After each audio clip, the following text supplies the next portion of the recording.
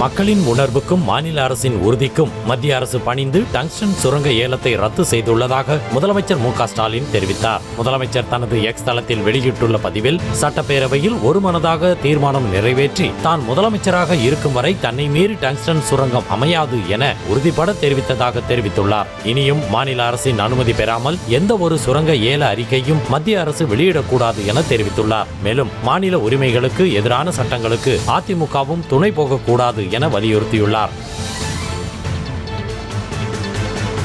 மதுரை மாவட்டம் அரிட்டாப்பட்டி டங்ஸ்டன் சுரங்க ஏல திட்டத்தை மத்திய அரசு ரத்து செய்ததை வரவேற்பதாக அதிமுக பொதுச் செயலாளர் எடப்பாடி பழனிசாமி தெரிவித்துள்ளார். இது தொடர்பாக தனது எக்ஸ் தளத்தில் வெளியிட்டுள்ள பதிவில், டங்ஸ்டன் சுரங்க ஏல திட்டத்திற்கு எதிராக சட்டப்பேரவையில் அதிமுக உறுப்பினர்கள் பேசியதற்கு கிடைத்த மாபெரும் வெற்றி எனவும் தங்கள் உரிமைக்காக தொடர்ந்து போராடிய மேலூர் மக்களுக்கு தனது வாழ்த்தையும் கூறியுள்ளார். டங்ஸ்டன் சுரங்க விவகாரத்தில் இரட்டை வேடம் போட்டு மக்களை ஏமாற்ற முயற்சித்த திமுக அரசின் சதி வேலைகளுக்கு முற்றுப்புள்ளி வைக்கப்பட்டதாக தெரிவித்தார்.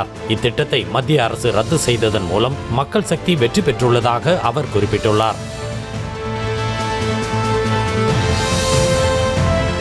அரிட்டாப்பட்டி டங்ஸ்டன் சுரங்க ஏல திட்டத்தை மத்திய அரசு ரத்து செய்ததற்கு மதுரை மாவட்டம் மேலூர் தொகுதி விவசாயிகள் மற்றும் தமிழக மக்களின் சார்பாக பிரதமர் மோடிக்கு நன்றி தெரிவிப்பதாக தமிழக பாஜக தலைவர் அண்ணாமலை கூறியுள்ளார். அவர் தனது எக்ஸ் தளத்தில் வெளியிட்டுள்ள பதிவில், விவசாயிகளின் கோரிக்கையை பரிசீலித்து டங்ஸ்டன் சுரங்க திட்டத்தை மோடி ரத்து செய்துள்ளதாகவும் விவசாயிகளின் நலனுக்காக பிரதமர் மோடியின் உறுதிப்பாட்டை மீண்டும் வலியுறுத்துவதாகவும் குறிப்பிட்டுள்ளார். பொங்கல் பண்டிகைக்காக போக்குவரத்து கழகங்களின் சார்பில் இயக்கப்பட்ட 1,87,617 பேருந்துகள் மூலம் 11,81,00,000 பயணிகள் பயணம் செய்திருப்பதாக அமைச்சர் சிவசங்கர் தகவல் தெரிவித்திருக்கிறார். கடந்த ஆண்டை விட இந்த ஆண்டு 37,832 பேருந்து சேவைகள் கூடுதலாக இயக்கப்பட்டதில் 2,46,00,000 பயணிகள் கூடுதலாக பயணித்ததாகவும் தெரிவித்திருக்கிறார். அத்தோடு பொங்கல் பண்டிகை பேருந்து இயக்கத்தின் மூலம் அரசு போக்குவரத்து கழகங்களுக்கு 237,47,00,000 ரூபாய் வருவாய் கிடைத்ததாகவும் தெரிவித்திருக்கிறார். திண்டுக்கல் மாவட்டத்தில் உன்னிக்காய்ச்சலால் பாதிக்கப்பட்ட 8 பேர் அரசு மருத்துவக் கல்லூரியில் சிகிச்சைக்காக அனுமதிக்கப்பட்டிருக்கின்றனர். ஸ்கிரப் டைபஸ் என்ற பூச்சிக்கடியினால் ஏற்படும் உன்னிக்காய்ச்சலால் பாதிக்கப்படுவோர் எண்ணிக்கை இந்த மாவட்டத்தில் நாளுக்கு நாள் அதிகரிப்பதாக கூறப்படுகிறது. இந்த காய்ச்சல் பாதிப்புக்கென அரசு மருத்துவமனைகளில் தனி வார்டுகள் ஏற்படுத்தப்பட்டு சிகிச்சை அளிக்கப்பட்டு வரும் நிலையில் நோய் தடுப்பு பணிகளில் சுகாதாரத்துறையினர் தீவிரமாக ஈடுபட்டு வருகின்றனர்.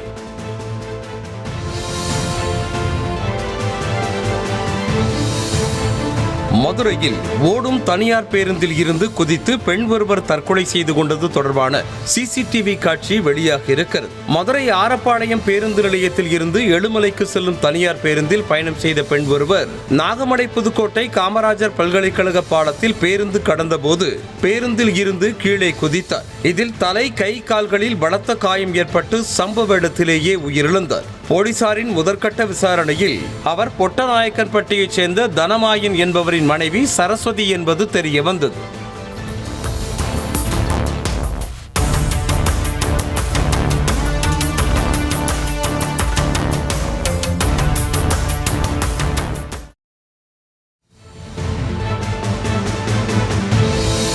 தென்காசி அருகே காவல் உதவி ஆய்வாளர் தவறாக நடக்க முயன்றதால் மனமுடைந்த இளம்பெண் தற்கொலைக்கு முயன்ற சம்பவம் பரபரப்பை ஏற்படுத்தியது. வீராணம் கிராமத்தை சேர்ந்த பெண்ணின் வீட்டுக்குள் அத்துமீறி நுழைந்த எஸ்ஐ சதீஷ்குமார் அந்த பெண்ணிடம் அத்துமீறியதாக கூறப்படுகிறது.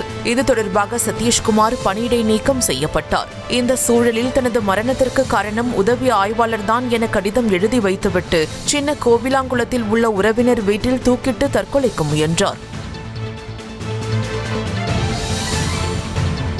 பணிபுரியும் இடத்தில் பெண்களுக்கு அசௌகரியத்தை ஏற்படுத்தும் விரும்பத்தகாத செயல் மற்றும் சொல்லும் கூட பாலியல் துன்புறுத்தல் தான் என சென்னை உயர்நீதிமன்றம் தெரிவித்துள்ளது. சென்னை அம்பத்தூர் HCL நிறுவன பெண்கள் ஊழியர்கள் அளித்த பாலியல் புகார் தொடர்பாக மார்க்கெட்டிங் அதிகாரி மீது விசாகா குழு எடுத்த நடவடிக்கையை தொழிலாளர் நல நீதிமன்றம் ரத்து செய்தது. இதனை எதிர்த்து HCL நிறுவனம் சென்னை உயர்நீதிமன்றத்தில் தாக்கல் செய்த வழக்கு விசாரணைக்கு வந்தபோது உயர் அதிகாரி என்கிற முறையில் பெண்களின் இருக்கைக்கு பின்புறம் நின்று கண்காணித்ததாக தெரிவிக்கப்பட்டது. இதை ஏற்க மறுத்த நீதிமன்றம் தொழிலாளர் நல நீதிமன்றம் பிறப்பித்த உத்தரவை ரத்து செய்ததோடு விசாகா குழு பரிந்துரைகள் செல்லும் எனவும் உத்தரவிட்டது.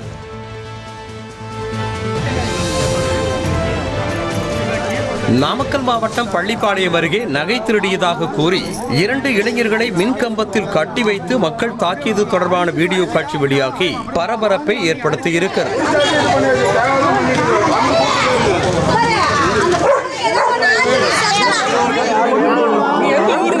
அன்னை சத்யா நகர் அடுக்குமாடி குடியிருப்புக்கு சென்ற 2 இளைஞர்கள் அங்குள்ள வீட்டிற்குள் புகுந்து தங்க நகைகளை திருடியதாக கூறப்படுகிறது. இதனையடுத்து அந்த இளைஞர்களை அப்பகுதி மக்கள் மடக்கி பிடித்து கடுமையாக தாக்கி போலீசாரிடம் ஒப்படைத்தனர்.